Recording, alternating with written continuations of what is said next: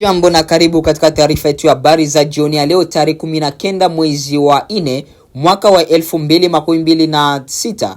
Tukiwa mashariki mwa nchi ya Jamhuri ya Kidemokrasia ya Kongo, tukiendelea kupeperusha habari sahihi za kuaminika. Hii ni Kongo Post News, tunaendelea kupatia habari sahihi tena za kuaminika. Kama ni mara yako ya kwanza kufuatilia habari kupitia channel yetu ya YouTube, hakikisha una subscribe, una like, una comment, pia una share. Karibu katika taarifa yetu ya habari za jioni ya leo.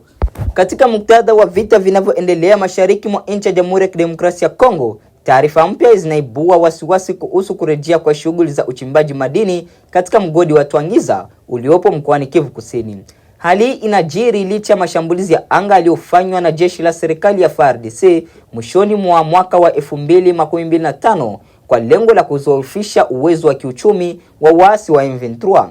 Kwa mujibu wa vyanzo mbalimbali vya ndani na kiusalama, wahandisi kutoka Rwanda wanadaiwa kupelekwa katika eneo hilo ili kusimamia shughuli za kiufundi zinazolenga kufufua uzalishaji katika mgodi huo.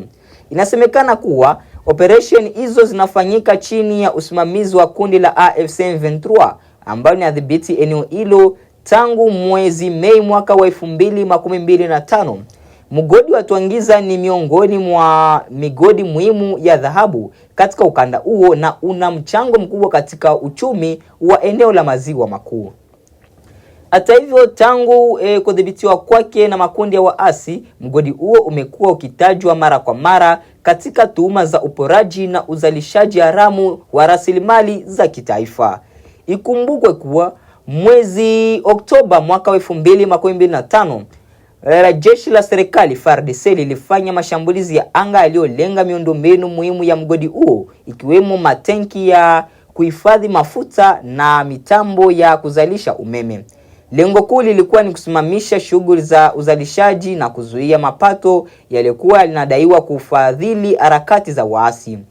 Hata hivyo, taarifa za sasa zinaonyesha kuwa licha uharibifu huo, juhudi zimefanywa kwa siri ili kurejesha amani ya mgodi, ili kurejesha shughuli za migodi hizo.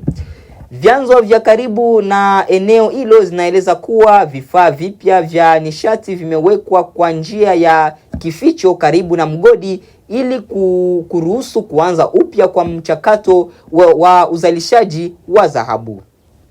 Nakuu kutoka kwa chanzo kimoja cha ndani kinasema kuwa kila kitu kinafanywa kwa siri kubwa ili kuhakikisha uchimbaji unaanza tena licha ya uharibifu uliotokea. Kauli inaashiria uwepo wa mtandao uliopangwa vizuri unaolenga kuendeleza shughuli zao bila kuvutia umakini mkubwa wa kijeshi. Ripoti zinaonyesha kuwa kiasi kikubwa cha dhahabu tayari kimechimbwa na kusafirishwa nje ya mfumo rasmi. Inakadiriwa kuwa takriban kilo 500 za dhahabu zimechukuliwa zikiwa na thamani inayokaribia dola za Kimarekani, dola milioni 70 za Kimarekani. Fedha hizi zinatajwa kuwa na uwezo mkubwa wa kuadhiri mienendo ya vita pamoja na udhabiti wa eneo hilo. Wachambuzi wa masuala ya usalama wanaona kuwa iwapo taarifa hizi zitathibitishwa rasmi, kurejea kwa shughuli za mgodi wa Twangiza kutakuwa na ishara ya uwezo mkubwa wa makundi hayo kuhimili shinikizo la kijeshi na kuendelea kupata rasilimali za kuendesha operation zao. Kwa upande mwingine, hali hii inaongeza hofu kuhusu mustakabali wa amani katika ukanda huo, kwani rasilimali za madini zimeendelea kuwa chanzo kikuu cha migogoro. Bila udhibiti madhubuti wa uwazi katika rasilimali za usimamizi wa rasilimali hizo, juhudi za kurejesha utulivu zinaweza kuendelea kukumbwa na changamoto kubwa. Wakazi wa maeneo yanayozunguka mgodi huo wanaendelea kuishi katika mazingira ya taharuki, wakihofia athari za mapigano na pia kukosa kunufaika na utajiri wa rasilimali uliopo katika ardhi yao. Kwa sasa bado hakuna tamko rasmi kutoka kwa mamlaka za serikali kuhusu madai haya mapya, lakini jumuiya ya kimataifa inaendelea kufuatilia kwa karibu mienendo ya hali hiyo. Katika juhudi za kurejesha amani mashariki mwa nchi ya Jamhuri ya Kidemokrasia ya Kongo, hatua mpya imeendelea kuchukuliwa kufuatia makubaliano ya kusitisha mapigano kati ya serikali ya Kinshasa na waasi wa AFC M23. Taarifa za hivi karibuni zinaeleza kuwa ujumbe wa kwanza wa uchunguzi wa pamoja unatarajiwa kuanza kazi rasmi uwanjani ndani ya wiki moja ijayo. Makubaliano hayo ya kusitisha mapigano ni sehemu ya jitihada za kidiplomasia zinazolenga kupunguza mvutano na mapigano yaliyodumu kwa muda mrefu katika maeneo ya Mashariki, hususan katika mkoa wa Kivu Kaskazini na Kivu Kusini. Hata hivyo, utekelezaji wake unategemea kwa kiasi kikubwa uwepo wa mfumo madhubuti wa ufuatiliaji na uthibitishaji wa matukio ya kiusalama. Ni katika muktadha huo ambapo umeanzishwa utaratibu wa pamoja wa uthibitishaji unaojumuisha wawakilishi kutoka pande zote husika pamoja na wadau wa kikanda na kimataifa.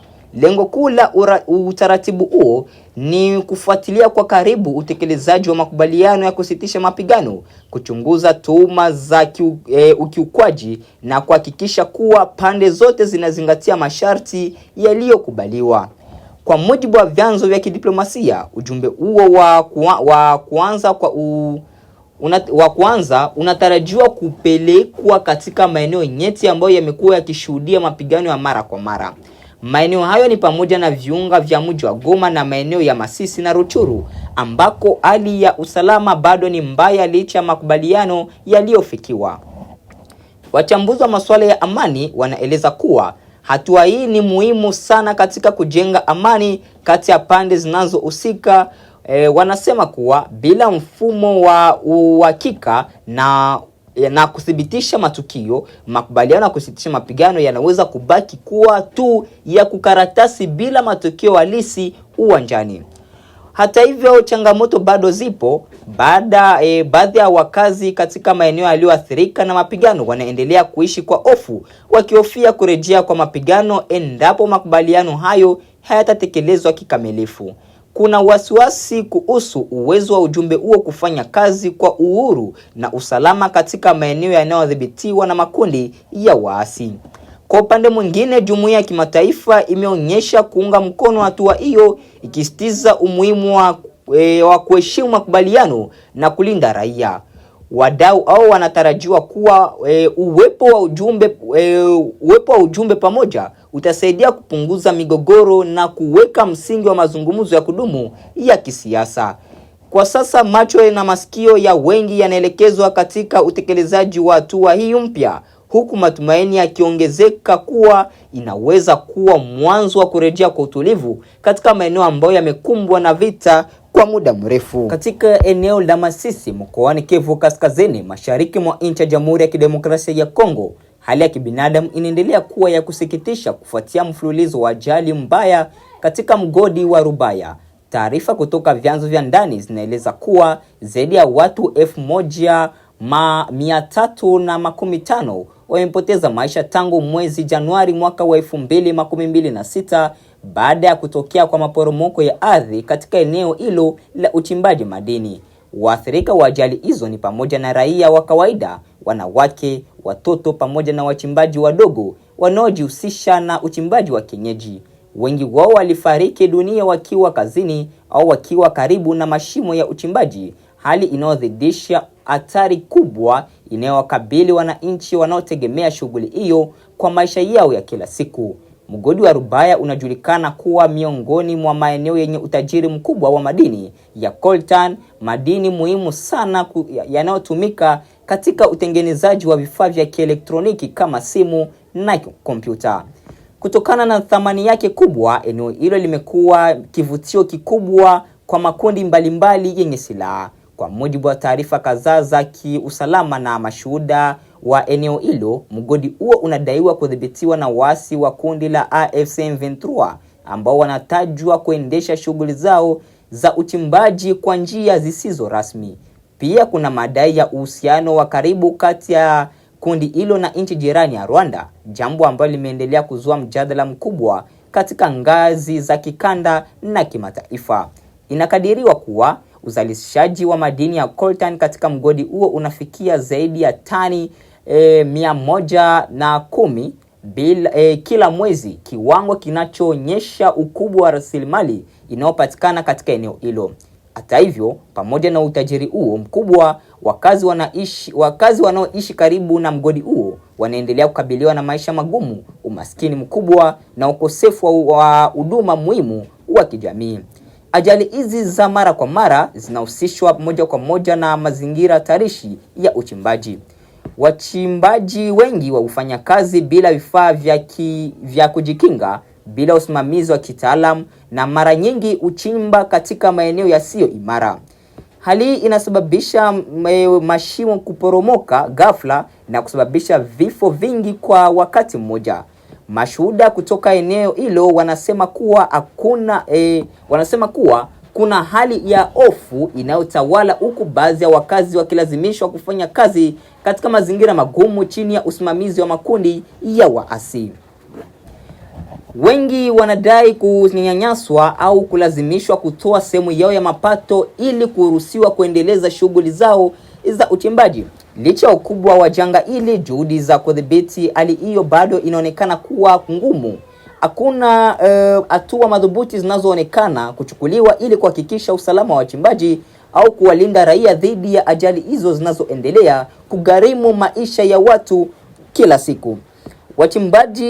Wachambuzi wa masuala ya usalama na rasilimali wanatoa wito kwa mamlaka ya kitaifa na jumuiya ya kimataifa kuingilia kati kwa haraka ili kudhibiti uchimbaji holela, kulinda maisha ya wananchi na kuhakikisha kuwa rasilimali za nchi zinatumika kwa manufaa ya wananchi wote badala ya kuendeleza migogoro.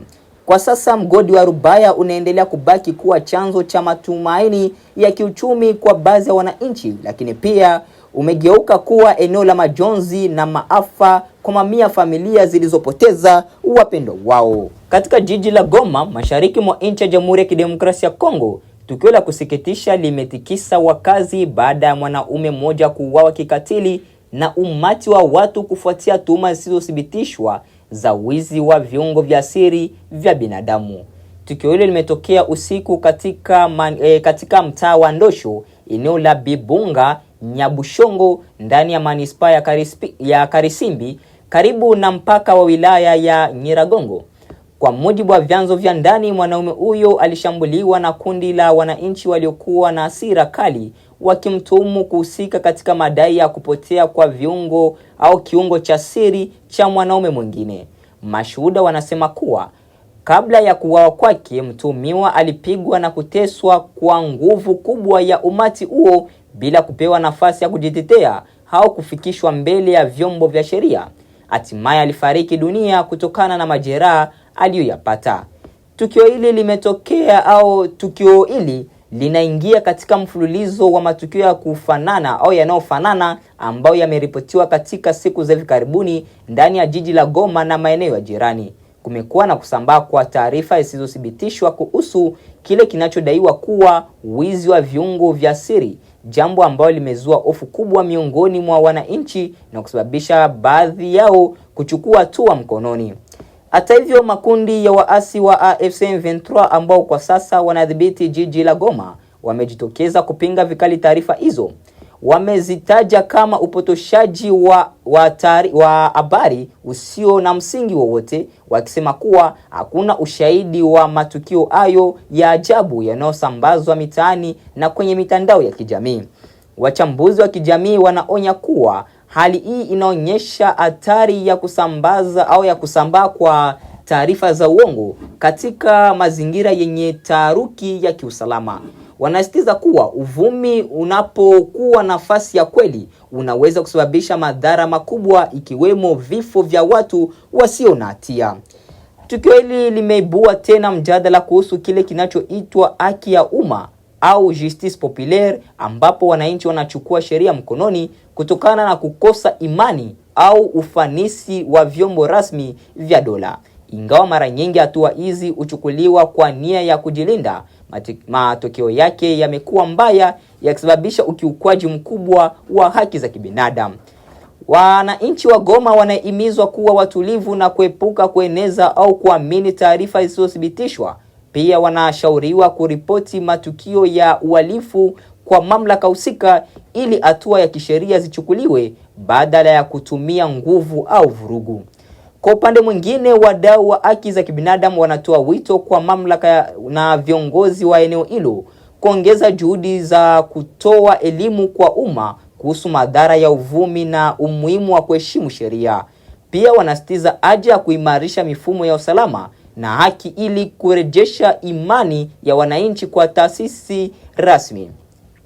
Kwa sasa tukio hili limeacha simanzi na hofu kubwa miongoni mwa wakazi wa Goma, huku ikiwa somo muhimu kuhusu athari za taarifa za uongo na hatari ya wananchi kuchukua sheria mkononi. Yaani hapo ndipo tunapohitimisha matangazo yetu ya siku ya leo tarehe 19 mwezi wa 4 mwaka wa 2026. Na basi kama ni mara yako ya kwanza kufuatilia habari kupitia channel yetu ya YouTube Congo Post News, hakikisha unajiabone, una comment, vile vile una partage na mtu wengine wanasema una subscribe, una like, una comment, pia una share ili habari iendelee kuwafikia walio wengi. Wala unaweza kutuandikia kwenye namba ambayo unaendelea kuiona hapo kwenye video au kwenye picha na ukatupatia maoni yako aidha mapendekezo yako baada ya kusikiliza taarifa zetu za habari mwanzo hadi mwisho. Ndugu mpendwa msikilizaji na mtazamaji, acha tuendelee kusema asante, na basi acha tukaribishe katika taarifa yetu ya habari za kesho asubuhi. Tutakuwa tena nasi katika kipindi chetu cha habari za asubuhi. Chao.